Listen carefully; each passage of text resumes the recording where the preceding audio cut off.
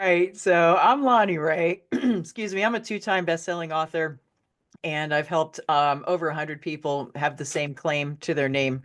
And one of those books that I wrote is this one. Oh, it looks like I'm putting my finger up this guy. This guy. And I wrote the title because many of us have had moments where especially since 2020, when this whole nonsense started, where we were just like, dumbass, what are you doing? You get cut off on the highway. It's usually the first thing one of us, we say, Hmm. there's a lot of Uh, other words, but, oh dumbass yeah, comes to mind, I, right? I have some other words, but I'm not gonna. I'm a monk, so I never swear, of course, never at all. Oh yeah. Mm-mm. Okay, You, okay. you Well, I you don't want to sit next to me if I get cut off in traffic. so what I found in that simple example of traffic is that if we don't find a way to either respond to the traffic differently or process our response to the traffic, we carry it with us. Mm, And that becomes a burden, an emotional burden. It means we go to work with a mood, or we come home and kick the cat. And it's not just because of traffic, it's because of a buildup of all these things that are affecting us that we don't feel we have an effect on. mm, And that there is something called learned helplessness. There's experiments about that where, eventually the dog or the rat will just give up. They'll mm, stop trying to swim, they'll stop eating, they'll stop doing things because they've learned helplessness. It's kind of what I see happening in our society, is that people have sort of a learned helplessness, and that's not good when we look at what's really going on. And in political arenas, or even in your own home. And so I mm. wrote this book, and I was so amazed that you picked it up. I want to introduce you guys. I should have jumped right in with Hawk. This is an incredible man here who really blew my doors off. Monk, 20 plus years, certified healer, social worker, just an incredibly enlightened man who picked up this book. And I was like, "What?"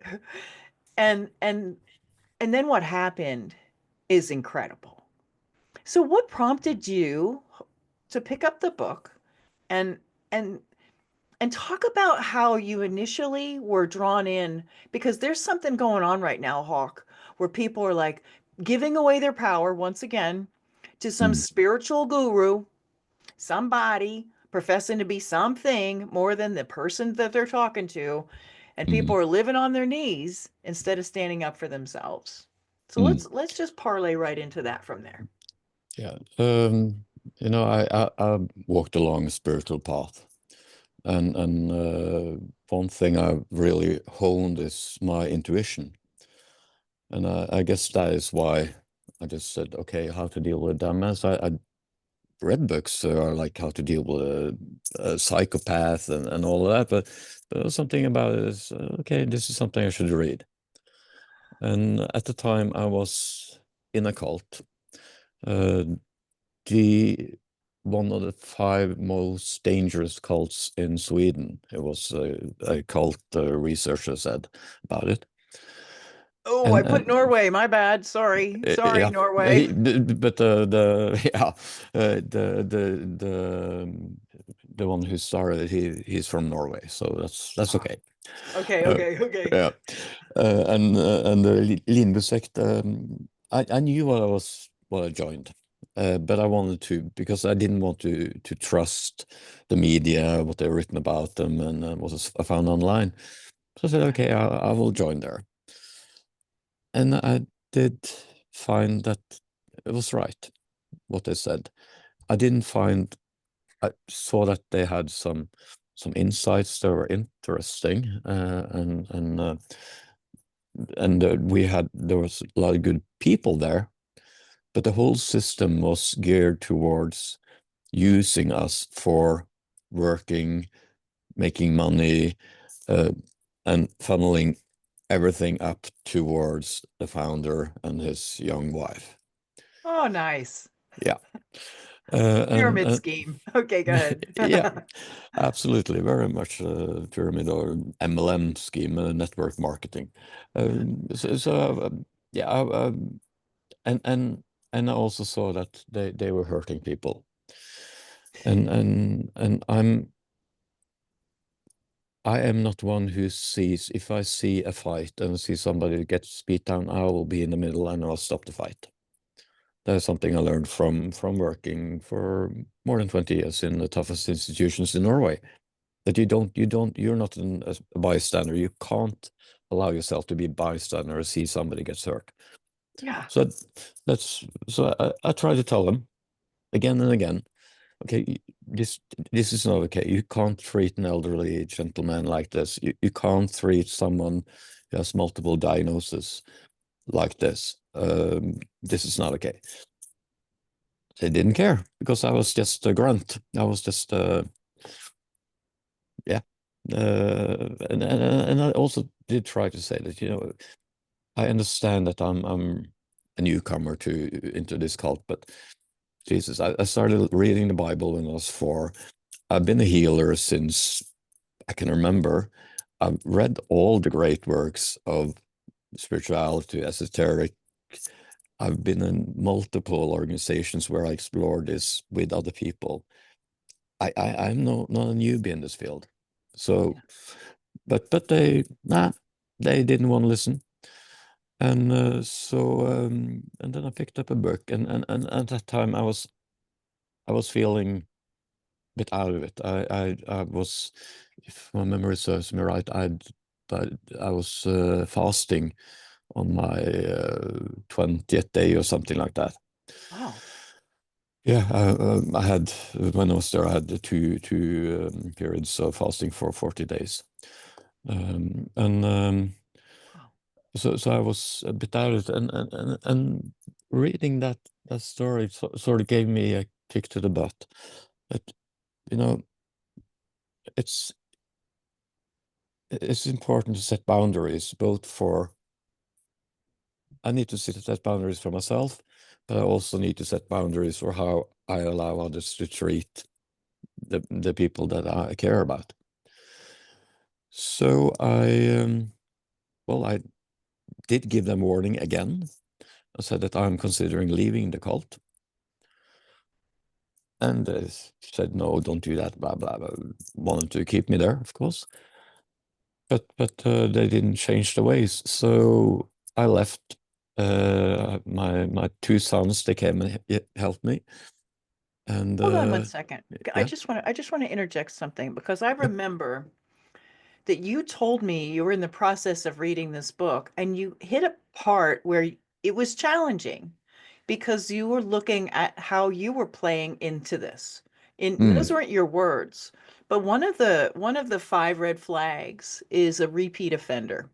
mm, And in the book, I very blatantly said, if we keep putting up with people that keep doing something, they're repeat mm. offenders, but then so are Yeah, we. It's yeah, like now I'm the dumbass because exactly. I'm allowing them to Yeah, continue to do what they're doing. yeah. And I Contagious the mastery. Yeah. Yeah, and Mm, I love that the honesty that you came across with in like this part's hard, but I'm gonna look at it anyway. And I'm gonna mm, and that really struck me and I was hoping that you would finish the book.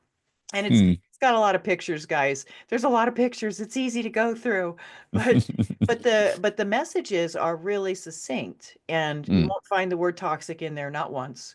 You won't find the word narcissist in there not once. What you mm. will find are red flags of behavior that if you see them doing that over there, they're going to do it over here. And if it continues, then you've got to make a decision. And that's back to you. That's what you do. Yeah. Yeah, and as you say in the book, repeat offenders are weak-willed, and they are asleep at the wheel. They are, and also to me, apathy is one of the worst traits I can think of. I You know, agree. I I I I agree. I can get angry at a bully. I can go and I don't often fight, but I'm willing to fight I against the know bully you are. and And you're fix it, good at it. and I'm good at it. But I'm even more angry at the ones who just stand there and watch Yeah. and who facilitate the bullying. That is really because if then you don't even have, you support the bully, you don't have the balls to be in the situation itself. You're just standing there and, oh yes, oh yeah. Filming it, no less, Yeah, sometimes. film me, yeah, Oh my God. like the woman on the subway. Right? Mhm. Horrible. Yeah. And we had a prime minister in Norway. Her name was Gro Harlem. She was one of the earliest female prime ministers. She talked about, we need the good neighbor. We need the ones who care. We need the ones who say, you can't do that. And of course they can be nosy and all that, but still we need people who dare to intervene. It's necessary because we can't live with all these dumbasses. I, They're destroying our world. I can't believe you just brought that up. There's a woman, and I already had an experience of her being oh, weak-willed. Um, and I was standing outside. This just happened last week. I was Mm, standing outside talking to her. She's an elderly woman. mm, She's very nice. She was very helpful, those kind of things. And the neighbor that she told me about, this is broad daylight. I could hear him yelling so loud through the mm, walls down the sidewalk. mm, And I felt really bad for the people that lived above him, mm, but she lives next door to him. And I said, that's terrifying. mm, Whatever his problem is, that's terrifying. She mm, said, it sounds like he's in my living room doing mm, this. mm, And I said, why don't you say something?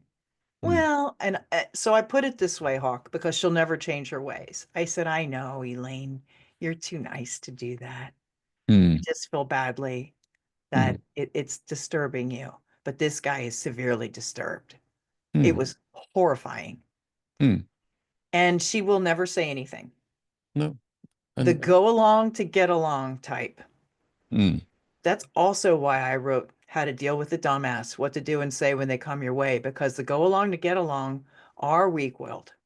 yeah, and it's stupid because I'm sure she complains a lot about it, and she To keeps on, me, yeah, and but why complain about something that you don't want to put in some effort to change? I don't know. I don't get it. Yeah. It's not the first time. And again, that's what this book is about. It's like if you keep seeing somebody do that, eventually they're Mm, going to do it to you, or they're yeah. not going to have your back. And that's where this book really was written for the preppers and the people that were starting to become aware, like, oh shoot, I need to sort of isolate and build my crew. And Mm, and I was like, not everybody belongs in a foxhole with you. Maybe take a look now at what they're doing or not doing, mm, and decide now to have discernment, because when the shit hits the fan, hashtag SHTF, that's mm. not the time to figure out if somebody's going to have your back or they're going No, to stab you in the back. no, no, and that is why I'm right now in a process with the party I've been part of, and that really triggers me. I've worked a lot because I want to make a change also on the political scene, and on day before yesterday, I was told that I'm not on the parliament list for the party, and that really, it really annoys me, because I am Wow. obviously a bit controversial.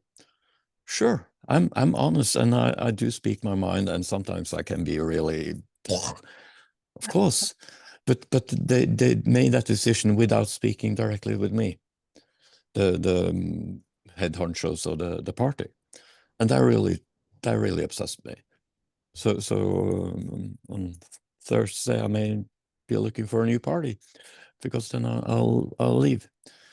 And but there are so many people who are just, oh, I'm quite satisfied with status quo. It is fine. I'm okay with. I believe in everything that WHO tells us and the World Economic Forum and all that. It's of course they are all in it for our best interest. Uh-huh. Yeah. Mm, Yeah, no. Yeah, no. mm, Or we'd all be in on the meetings and have approval on the memoirs, mm. and the memos. Speaking of leaving, this is something that I was so proud of you for when you decided that it was time to exit the cult. What Yeah. did you do? What did you do? What I do? First, there was this elderly man, 80 plus, who had been really treated badly. And he was told that if he couldn't work, then he may have to leave the cult. And he had been there for 40 years. And he Oh, was also the father, yeah, he was also the father of the young wife that no, the leader has. no. So yes, Get out, and Dad. Oh my God. yeah, and No. I said, I don't think this is okay. I mean, he has a lot of issues. He has had cancer. He has colds, what do you call it? When you have problems with your lungs, you can hardly COPD. breathe. Yeah, COPD, I don't, and he has some psychiatric, some depression and stuff. Got to respect that he's an elderly man, and yeah, he also had what do you call it when you have a bag on your tummy Yeah. because Ostomy of bag. cancer. Yeah, yeah. Gosh. And as I said, you can't tell this man that, and you have to respect that he has these issues. So maybe it's not okay for him to go into the forest and chop wood or work every day. And I said, they didn't care. So then I got in touch with the police, told them about what was happening. I went to contacted social services. I talked with the Good. of public medical office. I talked with the doctor he has been using, and then I called after having called my two sons who came to help me move. I called the media, a huge newspaper called Good. Göteborgs-Posten. Yes, and they came. So they went along with me moving. We first met before, and I was interviewed and I told them about what was going on, and they did some background studies on the cult, and then they came up one photographer and one journalist, and they also interviewed one of the cult members, and so that it became there was four four articles came out of that. Oh, good. Yeah, yeah, and I don't think I'm very popular with the cult now. Don't think I will reapply to become a member. Yeah, It's just as well. yeah, Yeah. and later, that was one of the kind of sad things. They have been exposed to some people come into the area and do harass them and stuff. So I'd been a defender, me and my beautiful dog. We'd chased off quite a few people, and yeah, one time I broke. They threw a bottle at me and I didn't appreciate that, so I broke the back window of their car. Um, so I chased them off, but it escalated after I left. So another newspaper, which is even larger than that, they contacted me and wanted to do a follow up of the story. So I did that as well. Good for you. Yeah, Yay. yeah, Yeah, yeah. I recall that you said they've heard some bad things, and it takes somebody to report when shit's going on. that Yeah. it takes somebody to say something. Sometimes, the lady I mentioned earlier, Hawk, a Mm, couple years ago, she was complaining to me about a neighbor in my building, and that neighbor ended up being a real problem for me.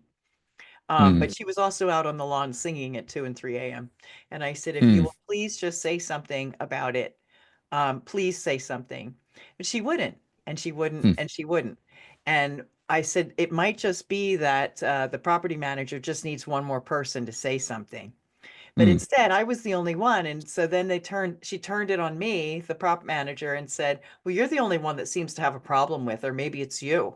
And I was mm, like, it's not me. I'm surrounded by a bunch of weak-willed, mamby-pamby, mm, spineless wonders who are going to complain to everybody but you.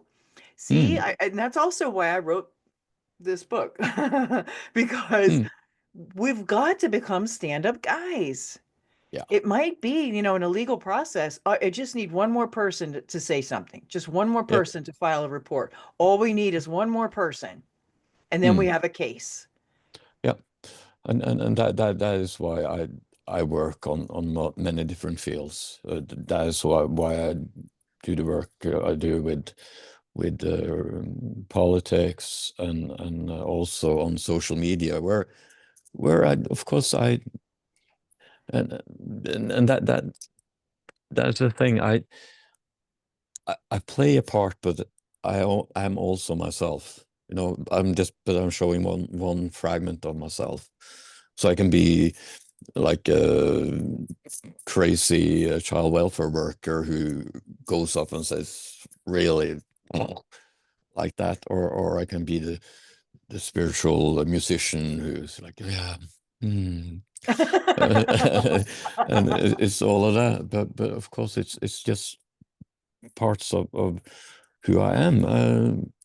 And yeah, by the way, I'm really looking because I've been a part of your books, and that's been a blessing.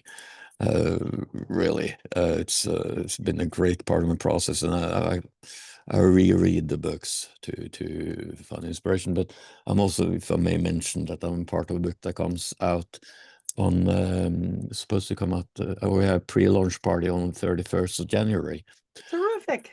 Yeah, it's called The Great Awakening: Soul Stories, Prim Wonderful. Primordial Soup for the Soul. Right. Oh, oh. Yeah, it's a bit. They really did. Mm. Yeah, I'm sure Hansen want to say something. Well, congratulations on that. You are a well-recognized global citizen, and have done so much for so many that it's countless at this point. And I'm really honored to know you and to have had you in 4 books. And when you got this book and had so much to say about what it did to get away from this spiritual cult, I really wanted to have you on to talk about it, because the guise of spiritual can really be misleading, and Yeah, we've got to really take a look at what's going on. yeah, All right. we talked a lot about that. That there are some in my field who's like, oh, you just have to sit and pray, Oh and no. and you just need to solve the conflicts in yourself, and everything will be fine because the outer reflects the inner and all that. And I think that's just bullshit. You have to you have to align yourself with what you are here, but you also have to act upon it. Yeah. You can't just sit in a cave and eat rice and meditate 24 hours a day because, well, one thing, you will probably die from loneliness and malnutrition, but you also die here if you don't have actions and community and communication as we are having now. Yeah. So true. Get off your knees. Get busy, guys. Just Mm, saying. Otherwise, it's wishful thinking. All right. yeah, All yeah. right. I'm going to end it here, because you and I could go on, Oh, yeah. and I won't. I won't. But thank you so much for all that you do in this world, and for attributing a major step in this dangerous cult. I keep doing that with that guy. I'm Yeah. not used to a Well, background. it's inviting. I mean, Thank you, Hog. sure, Lonnie. Guys, go grab How to Deal with a Dumbass, What to Do and Say When They Come Your Way. It's memoir-esque because I've been a dumbass so much in my life that Mm. I really am the expert on how to get out of it. Well, I am also part of that. So I feel very, I'm with you. Right on. Let's keep it real. Yeah.